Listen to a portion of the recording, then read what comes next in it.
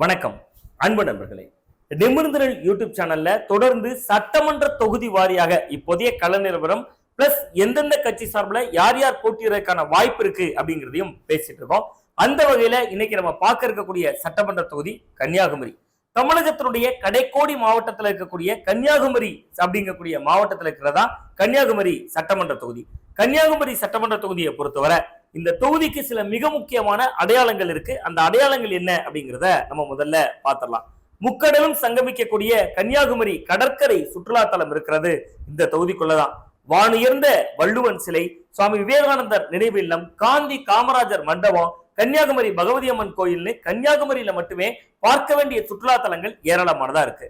இது மட்டுமில்லாம சுசீந்திரத்தில் இருக்கக்கூடிய தானுமாலையன் சாமி கோயில், இந்த உலகிற்கு முதல்ல சமத்துவ பாதை காட்டிய ஐயா வைகுண்டர் கோயில்னு ஏராளமான பதிகள் உட்பட ஏராளமான ஆலயங்களும் வரலாற்று சிறப்புகளையும் கொண்டதான் கன்னியாகுமரி.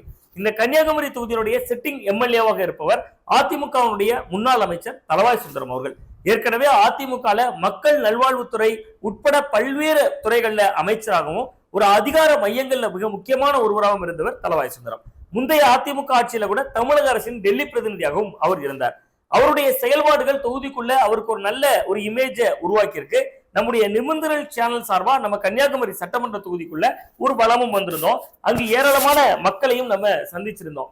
நம்ம பார்த்த மக்கள் பலருமே கன்னியாகுமரி சட்டமன்ற தொகுதியினுடைய எம்எல்ஏவோட செயல்பாடு ரொம்ப நன்றாகவே இருக்கு அப்படின்னு பதிவு செய்திருந்தாங்க.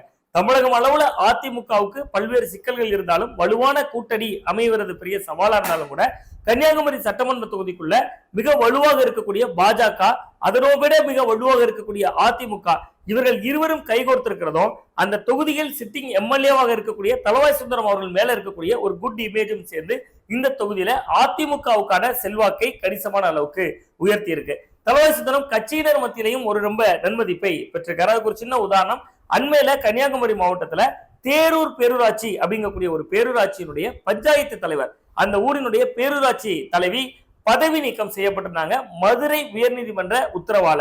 மதுரை உயர்நீதிமன்றத்துல நடந்த இந்த வழக்குல தேரூர் பேரூராட்சி தலைவி பதவியை இழந்திருந்தாலும் கூட அவரை அழைத்துக் கொண்டு தளவாய் சுந்தரம் அவர்கள் டெல்லிக்கு சென்று உச்ச நீதிமன்றத்துல அவரும் அவருடைய வழக்கறிஞர் நண்பர்களும் சேர்ந்து வாதாடி அவரிடமிருந்து அந்த பறிக்கப்பட்ட பேரூராட்சி தலைவி பதவி மீண்டும் கிடைக்கிறதுக்கு வழிவகுத்திருக்கார். இது ஒரு உதாரணம் தான். இப்படி கட்சியினருக்கும் பல்வேறு மற்றங்கள்ல அவர் தொடர்ச்சியா களப்பணியும் செய்துட்டு இருக்கார். மக்கள் மத்தியிலையும் அவருக்கு மிக நல்ல ஒரு இமேஜ் இருக்கு. கோவிட் நேரம் தொடங்கி பல விஷயங்கள்ல அவருடைய செயல்பாடுகளும் மக்கள் சீர்தூக்கி பாக்குறாங்க. சோ அந்த வகையில அதிமுக மீண்டும் வேட்பாளராகவே தளவாய் சுந்தரமே களமிறங்குவார் அப்படிங்கக்கூடிய ஒரு எதிர்பார்ப்பு நிலவுகிறது. சோ அந்த மாவட்டத்துல பொறுத்தவரை கன்னியாகுமரி கிழக்கு மாவட்டத்தினுடைய மாவட்ட செயலாளராகவும் இருக்கிறார் தளவாய் சுந்தரம். சோ அந்த வேறு யாருமே அந்த தொகுதியை கேட்கவும் இல்லை. ஏன்னா அவருக்கு இயல்பாகவே அங்க செல்வாக்கு இருக்கக்கூடிய தொகுதிங்கிறதுனால அதிமுக சார்பில் மீண்டும் தளவாய் சுந்தரம் தான் அங்க களமிறங்குகிறார் அப்படிங்கிறது ஏறக்குறைய உறுதி செய்யப்பட்ட ஒன்றாதான் இருக்கு. அவர்களும் களப்பணிகளை தீவிரப்படுத்தியிருக்காங்க. எதிர் முகாம்ல திராவிட முன்னேற்ற கழகம் திமுக வேட்பாளர் யார் அப்படிங்கக்கூடியதான் மில்லியன் டாலர் கேள்வியாக இருக்கு. ஏன்னா திமுகவை பொறுத்த வரைக்கும் கடந்த சட்டமன்ற தேர்தலில் இதே தொகுதியில் களமிறங்கி இருந்தார் ஆஸ்டின் அவர்கள். ஏற்கனவே 2016 சட்டமன்ற தேர்தலில் ஆஸ்டின் இந்த தொகுதியில் களமிறங்கி வெற்றி பெற்றிருந்தார். ஆஸ்டின் ஏற்கனவே அதிமுகவில் இருந்து திமுகவுக்கு வந்தவர். அதிமுகவில் இருக்கிற பொழுதும் அவர் சட்டமன்ற உறுப்பினர், மாவட்ட செயலாளர், முன்னாள் எம்பி உட்பட பல்வேறு பொறுப்புகளை அலங்கரித்தவர். சோ ஆஸ்டின் தளவாய் சுந்தரம் என்று சொல்வது இருவருக்கும் இடையிலான அந்த மோதல் என்று சொல்வது ஒரு நல்ல ஃபைட்டா களத்தை காட்டியிருந்தது. 2016 தளவாய் சுந்தரம் அவர்கள் ஆஸ்டின் அவர்களிடம் தோல்வி அடைந்திருந்தார். அந்த தோல்விக்கு பின்பும் கூட தளவாய் சுந்தரம் அவர்களுக்கு தமிழக அரசினுடைய டெல்லி பிரதிநிதி பதவி வழங்கப்பட்டது. தொடர்ந்து களமாடினார், தொகுதிக்குள்ளேயே களமாடினாரு, தொகுதி மக்களோடு பிரச்சனைகளுக்கு செவிமடுத்தார். அதனுடைய விளைவுதான் அவருக்கு 2021 சட்டமன்ற தேர்தலில் வெற்றியை தந்தது. அது மட்டும் இல்லாமல் பாஜக கூட்டணியும் ஒரு வலுவான காரணங்கள்ல ஒன்றா அமைந்தது. ஆசிட் அவர்கள் 2021 சட்டமன்ற தேர்தலில் தோல்வி அடைந்த பின்பு அவர் தொடர்ச்சியா திராவிட முன்னேற்ற கழகத்துடைய வளர்ச்சி பணிகளுக்கு மட்டுமே முழு கவனம் செலுத்தினாரு. இன்னும் சொல்ல போனா அறிவாலயத்தில் அவருக்கு மிக முக்கியமான பொறுப்புகள் அதற்காக வழங்கப்பட்டிருந்துச்சு. அறிவாலயத்தை மையப்படுத்தி தான் அவருடைய அரசியல் நகர்வுகள் செய்யறாரு அப்படிங்கிறதுனால நீண்ட காலமாக அவர் தொகுதிக்குள் கிட்டத்தட்ட அந்த கடந்த 4 ஆண்டுகள்ல அவர் தொகுதிக்குள் பெரிய அளவுல வரல, தலைகாட்டல அப்படிங்கிறது உள்ளிட்ட சில விமர்சனங்களும் இருந்துச்சு. ஆனா சமீப காலமாக ஆட்சியர் அவர்கள் மீண்டும் கன்னியாகுமரி தொகுதிக்குள் சில வேலைகளை செய்யறார், கட்சி நிர்வாகிகளை சந்திக்கிறாரு, அவருடைய சமூக வலைதள பக்கங்கள்ல தொடர்ச்சியா பதிவுகள் போடப்படுது. இதையெல்லாம் கூட்டி கழித்து கணக்கு பார்ப்பவர்கள் ஆஸ்டின் அவர்களுக்கு மீண்டும் போட்டியிடுவதற்கான ஒரு வாய்ப்பு இருக்கலாம். ஆனால் ஆஸ்டின் அதை விரும்புவாரா? அறிவாலயத்துல மிக முக்கியமான இடத்துல இருக்காரு. கன்னியாகுமரி சட்டமன்ற தொகுதியில் அதிமுகவும் பாஜகவும் ஒரு அணியில் சேர்ந்திருக்காங்க. சோ இந்த சூழல்ல ஆஸ்டின் தான் இருக்கக்கூடிய அந்த அறிவாலய இடத்தை விட்டுவிட்டு மீண்டும் தொகுதி ஆசைக்காக வருவாரா, அறிவாலயத்திலேயே அவர் அரசியல் செய்வாரா என்பது உள்ளிட்ட சில சந்தேகங்களும் கேள்விகளும் இருக்கத்தான் செய்கிறது. ஆனா ஆஸ்டின் இருக்கக்கூடிய பட்சத்தில் களம் வழக்கம் போலவே தளவாய் சுந்தரம் மிஸ்ஸஸ் ஆஸ்டின் என்பது ஒரு வலுவான வேட்பாளர், வலுவான மோதல் அப்படிங்கக்கூடிய ஒரு சூழலை நோக்கிதான் அது நகரும் அப்படின்னு நம்ம புரிந்து கொள்ளலாம். சரி, ஆஸ்டின் அந்த பட்டியல்ல இருக்காரு.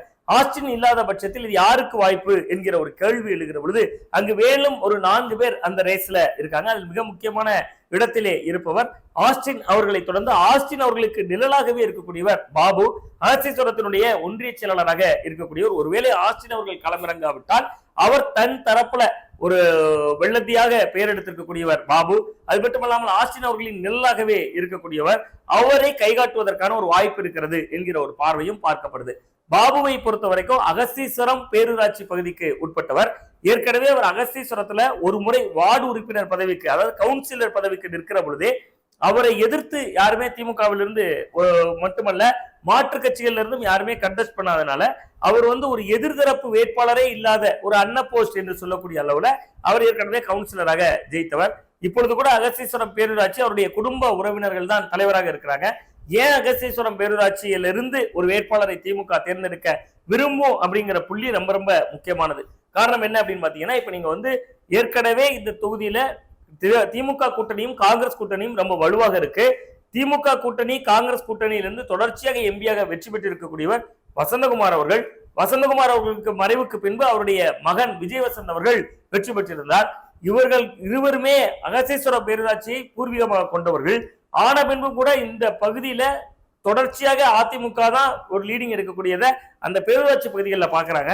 சோ அங்கிருந்து ஒரு வேட்பாளர் வருகிற பொழுது அங்க இருக்கக்கூடிய ஏற்றத்தாழ்வுகளை ஓட்டு அடிப்படையில சமரசம் செய்து விடலாம் அப்படிங்கக்கூடிய ஒரு பார்வையும் பென் நிறுவனம் கொடுத்திருக்கக்கூடிய அந்த கணிப்பில் இருப்பதாக சொல்லப்படுகிறது. அது மட்டும் இல்லாம பாபு பெரிய அதிருப்தியோ கெட்ட பெயரோ எதுவும் இல்லை. அந்த பகுதி சார்ந்து அவருக்கு ஒரு நல்ல பெயர் தான் இருக்கிறது. இது மட்டுமல்ல, அதிமுகவுடைய எடப்பாடி பழனிசாமி அவர்கள் பிரச்சாரத்திற்கு வருகிற பொழுதே பாபு அவர்களை குறிப்பிட்டு ஒரு விஷயத்தை பேசியிருந்தார். சோ இதையெல்லாம் கூட்டி கழித்து சொல்லக்கூடியவர்கள் பாபுவுக்கு ஒரு குட் இமேஜ் இருக்கிறது. அது மட்டும் இல்லாம அவர் தொகுதி மக்களோடு பகுதி மக்களோடு தொடர்ச்சி அவர்களுக்கு தேவையான சான்றிதழ்களை வாங்கி கொடுப்பதா இருக்கலாம், தாலுகா அலுவலகத்துல எப்பொழுதுமே ஏதாவது ஒரு மனுக்களுக்கு தீர்வு காண்பதா இருக்கலாம், இது போன்ற பணிகளில் ஈடுபட்டு இருக்கிறார். சோ அவருக்கு ஒரு வாய்ப்பு இருக்கலாம் என்கிற ஒரு பார்வையும் பார்க்கப்படுகிறது.